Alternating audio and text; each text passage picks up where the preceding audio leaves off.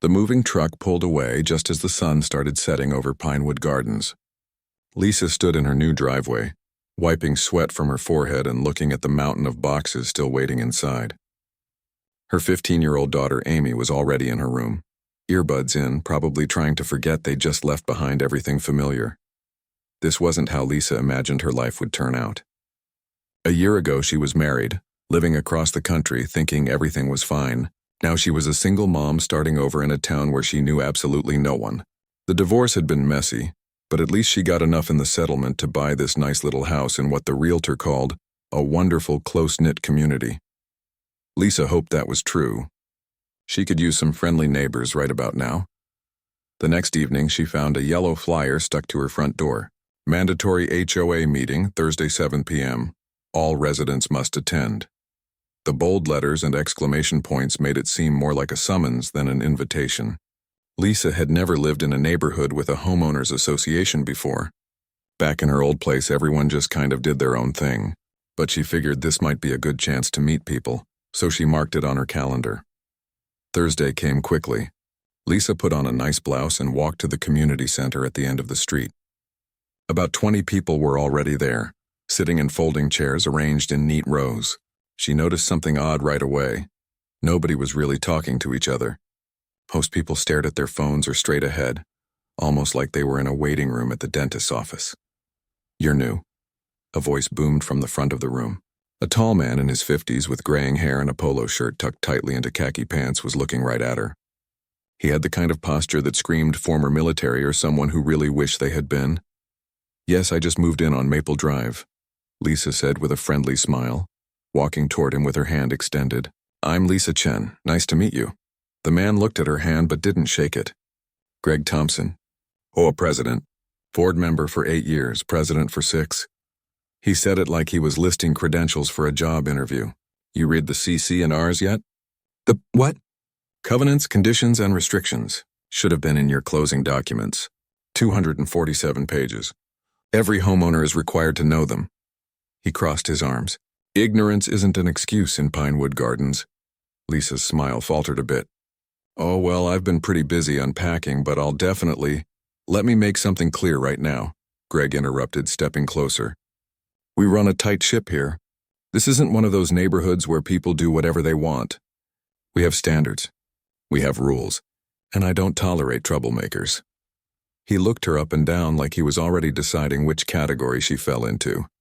"Of course," Lisa said softly, feeling her cheeks flush. "I'm not here to cause any trouble. I just want to be a good neighbor." Greg snorted. "That's what they all say." He turned away from her and clapped his hands loudly. "Everyone sit down. We're starting." Lisa found a seat in the back row next to a woman about her age who gave her a quick, sympathetic smile but didn't say anything. For the next hour, Greg paced back and forth at the front of the room, going through a list of violations he'd observed in the past month. Someone's trash cans were visible from the street on a non-collection day. Someone else had planted flowers that were not on the approved list.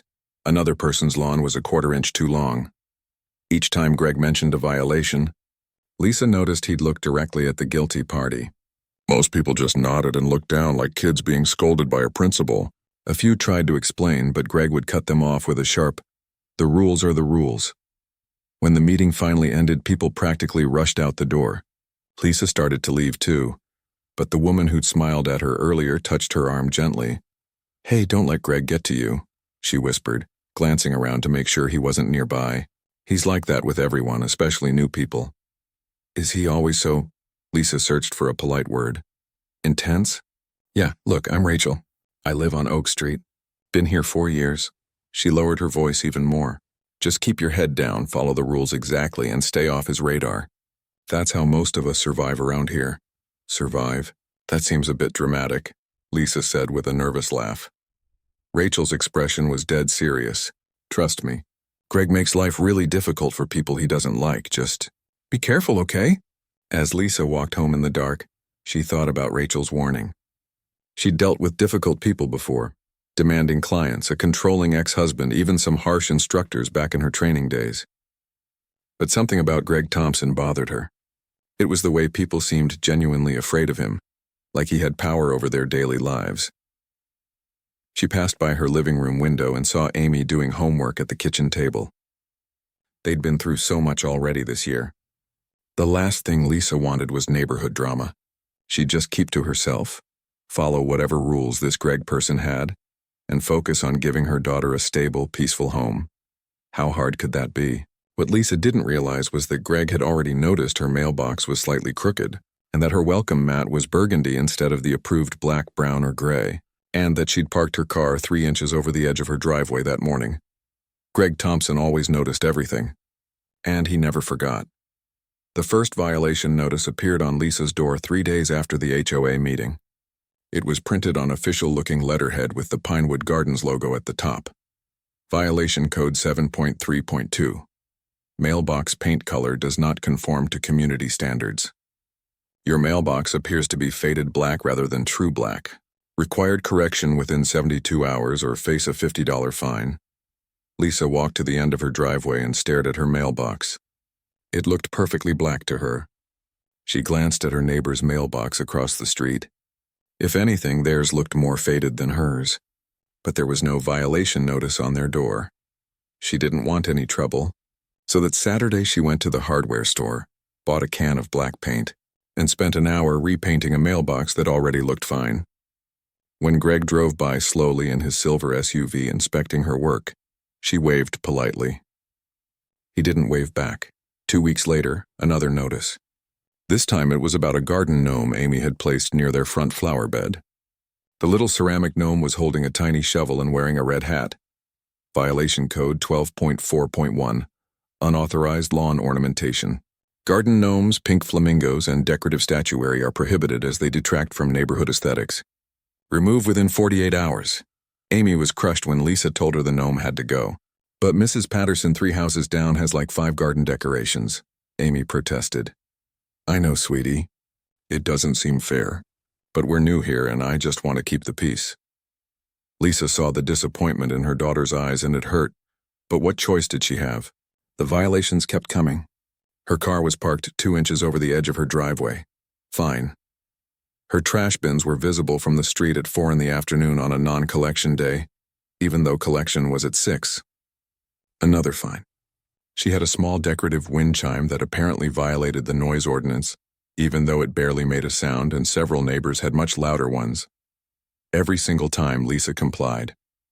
She moved her car. She hid her trash bins in the garage. She took down the wind chime. She was determined not to give Greg any reason to target her family, but Greg wasn't done. Not even close. One afternoon, Lisa was working from home when she heard voices outside. She looked out the window and saw Amy talking to Mrs. Patterson from down the street. The elderly woman was handing Amy a leash attached to a fluffy white dog. Lisa opened the front door. Amy, what's going on? Mom, Mrs. Patterson asked if I could walk Snowball for her. She said she'd pay me $10. Amy's face was bright with excitement. Is that okay? I could walk dogs after school. Lots of people here have dogs and work all day.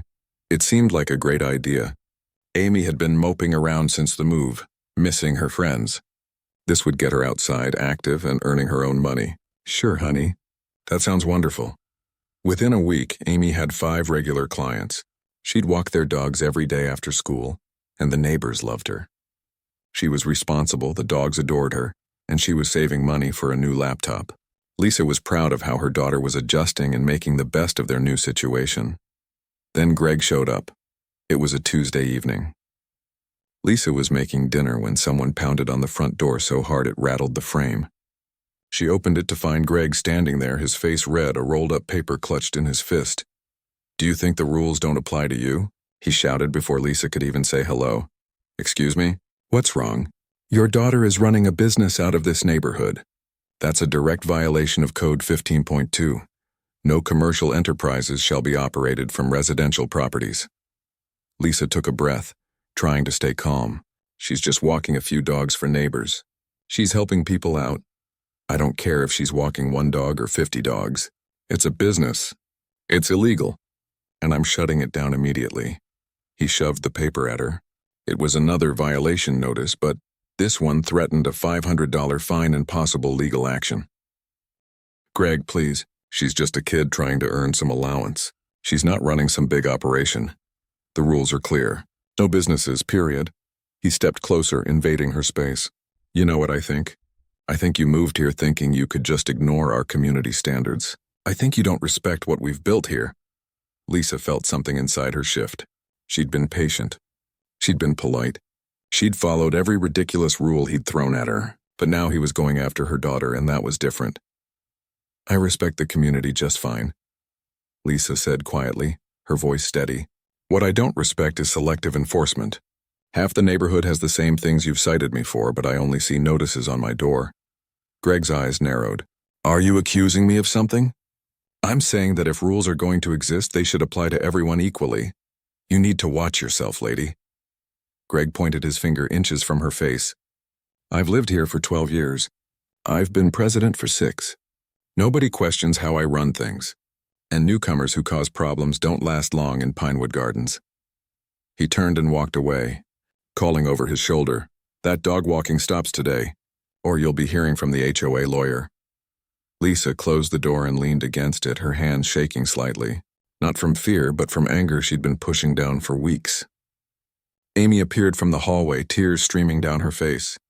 She'd heard everything. I'm sorry, Mom, I didn't mean to cause trouble. Lisa pulled her daughter into a hug. You didn't cause anything, sweetheart. You didn't do anything wrong. But as she held Amy, Lisa made a decision. She'd tried being quiet. She'd tried going along. But Greg Thompson had just made a mistake. He'd gone after her kid, and that changed everything. That night, after Amy went to bed, Lisa pulled out the HOA bylaws, all 247 pages. She made a pot of coffee and started reading. Really reading. If Greg wanted to play by the rules, then she'd learn every single one of them.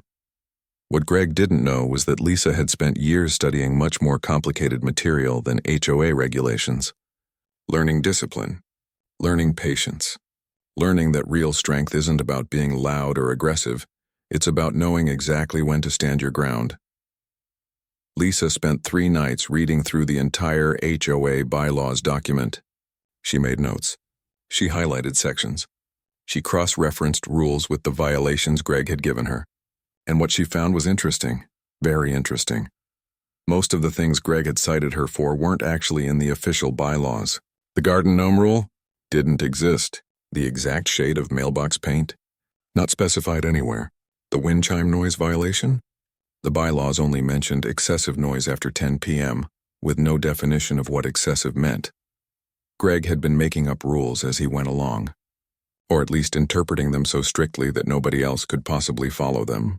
Lisa took screenshots of her notes and saved them in a folder on her laptop. She wasn't sure what she'd do with this information yet, but she had a feeling it might come in handy. Then the email arrived. Emergency HOA meeting, mandatory attendance, Thursday 7 p.m., re. Mitchell family violations. Lisa's stomach dropped when she saw it. The subject line made it sound like she was some kind of criminal. She called Rachel, the neighbor who'd warned her at the first meeting. Did you get the email about the emergency meeting? Lisa asked. Rachel sighed on the other end of the line. Yeah, everyone did. Lisa, I'm so sorry. Greg does this sometimes when he really wants to make an example of someone. He's going to put you on blast in front of the whole neighborhood. For what? Walking dogs? Having a slightly faded mailbox? It doesn't matter. He's done this to 3 other families since I've lived here. 2 of them ended up moving away. The other family just keeps their heads down now and does whatever Greg says. Rachel paused. You could just not go. You could even think about selling and finding somewhere else to live. Lisa looked over at Amy's backpack by the door, decorated with pins from her old school. They'd already uprooted their entire lives once this year. She wasn't running again. No, Lisa said firmly. I'll be there. Thursday evening felt like walking into an execution. Every seat in the community center was filled. People had actually come early to get good spots, like this was some kind of entertainment. Lisa walked in and felt dozens of eyes turn toward her. Some people looked sympathetic. Others looked curious. A few looked almost gleeful, probably just happy they weren't the ones in Greg's crosshairs this time. Greg stood at the front with a laptop connected to a projector. He'd actually made a PowerPoint presentation. Lisa could see her house in the first slide photo. Let's get started, Greg announced, his voice booming through the room. We're here tonight to address a serious problem in our community. The Mitchell family has accumulated more violations in 2 months than most residents get in 2 years. He clicked to the next slide. It was a photo of her mailbox with a circle drawn around it, and an arrow pointing to what he claimed was non-conforming paint application. Lisa sat in the back row, her hands folded in her lap, her expression calm. Greg went through slide after slide. Her trash bins, the garden gnome, her car parking, the wind chime. He'd documented everything with photos, dates, and times. It was obsessive, almost disturbing. And finally, Greg said, his voice rising with indignation, "We have the matter of the unauthorized commercial dog walking operation being run by the Mitchell daughter. This is a clear violation of our residential zoning and a direct insult to our community standards." Several people in the audience shifted uncomfortably. Mrs. Patterson, whose dog Amy had been walking, looked down at her hands. "Now," Greg continued, "the board has discussed this matter, and we're recommending a total fine of $5,000 for accumulated violations, with the possibility of foreclosure proceedings if the fines are not paid within 30 days. A few people gasped. $5,000 for a garden gnome and walking some dogs. Does Mrs. Mitchell have anything to say for herself? Greg asked, smirking slightly. You have 2 minutes to apologize to this community for your disregard of our rules. Lisa stood up slowly. Every eye in the room was on her. She walked to the front, and Greg handed her the microphone with an expression that said he'd already won. Thank you for giving me a chance to speak, Lisa began, her voice steady and clear. I've lived in Pinewood Gardens for 2 months now. In that time, I've received 14 violation notices. I've paid over $800 in fines. I've removed decorations, repainted things that didn't need painting, and stopped my daughter from earning honest money helping our neighbors. She paused, looking around the room. And then I did something I should have done from the beginning. I read the bylaws. All 247 pages. Greg's smirk faded slightly. The garden gnome I was fined for? There's nothing in the bylaws prohibiting garden decorations. Section 12.4 only restricts structures over 3 feet tall. My gnome was 8 inches. She pulled out her phone, showing her notes. The mailbox paint? The bylaws specify dark-colored, with no requirement for specific shades. My mailbox was and is dark-colored. People in the audience started whispering to each other.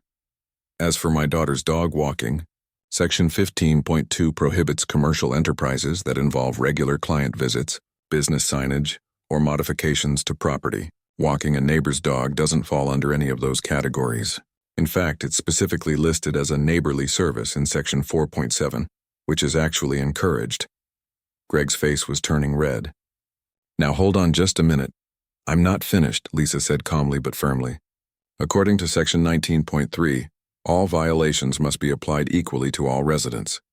I have photos showing that at least 11 other homes in this neighborhood have the exact same violations I was cited for.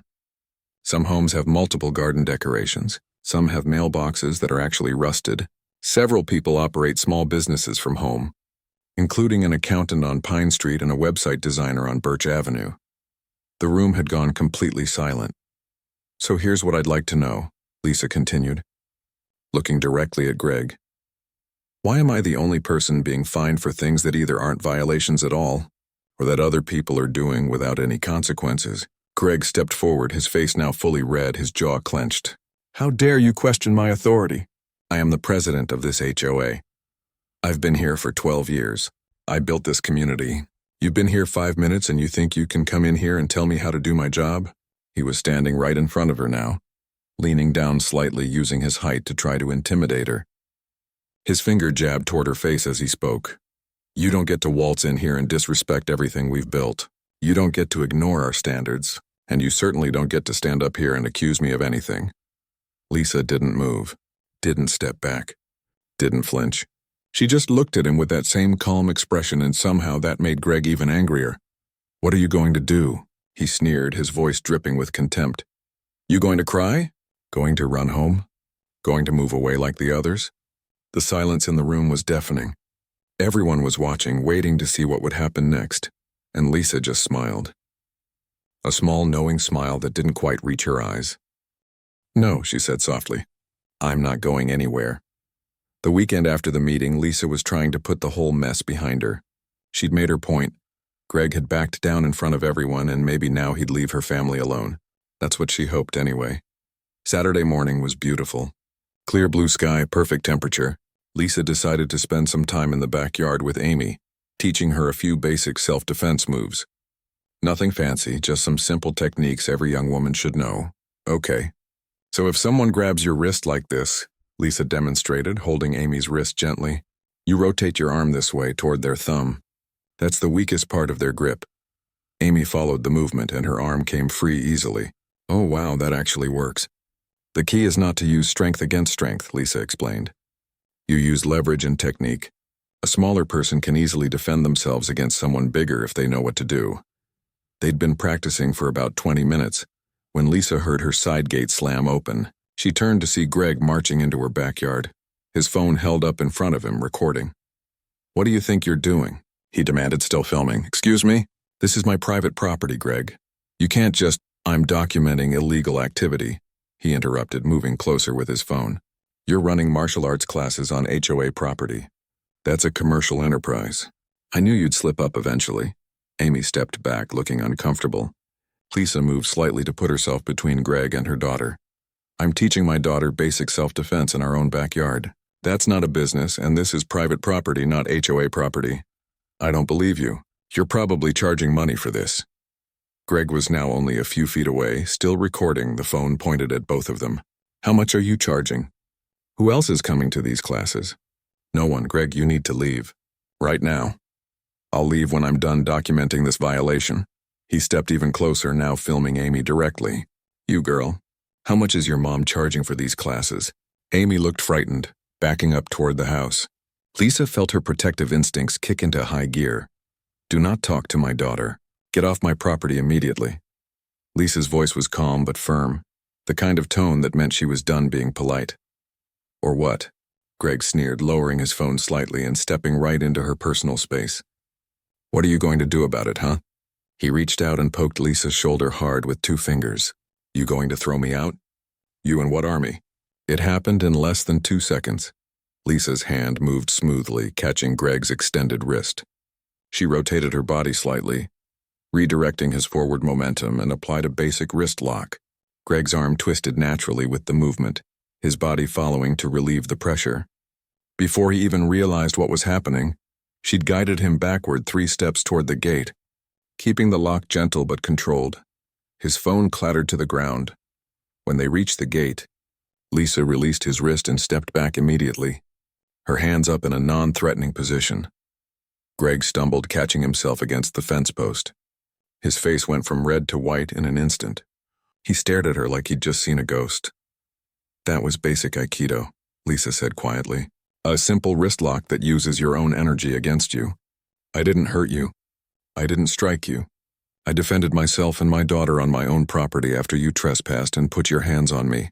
You attacked me, Greg sputtered, rubbing his wrist even though Lisa knew she hadn't applied enough pressure to cause any pain. No, I defended myself. There's a difference. Lisa's voice remained calm, almost teaching-like. I'm a 3rd-degree black belt in Shotokan karate. I've been training for over 15 years. I'm also a certified self-defense instructor. What I just did was textbook defensive technique, completely legal, especially on my own property after you committed trespassing and assault. Greg's eyes went wide. I didn't. I barely touched you. You pushed me. On camera. Lisa gestured to where his phone lay on the ground, still recording. You entered my private property without permission. You harassed my minor daughter, and you initiated physical contact. Everything I did was proportional self-defense. Lisa picked up his phone and stopped the recording. She held it out to him. You should probably leave now. Greg snatched the phone from her hand, his bravado completely gone. He opened his mouth like he wanted to say something threatening, but the words didn't come. Instead, he just turned and walked quickly out of the yard, nearly tripping over his own feet. Lisa closed the gate behind him and took a deep breath. Her hands were steady. She'd done exactly what she was trained to do. Use the minimum force necessary, stay calm, and de-escalate. But her heart was pounding anyway. Mom, that was incredible, Amy said, her eyes wide. I've never seen you do anything like that. I'm sorry you had to see it at all, honey. I didn't want to use those skills, but he didn't leave me much choice. What they didn't know was that Mrs. Patterson from 3 houses down had been watching from her window. So had the Johnsons across the street.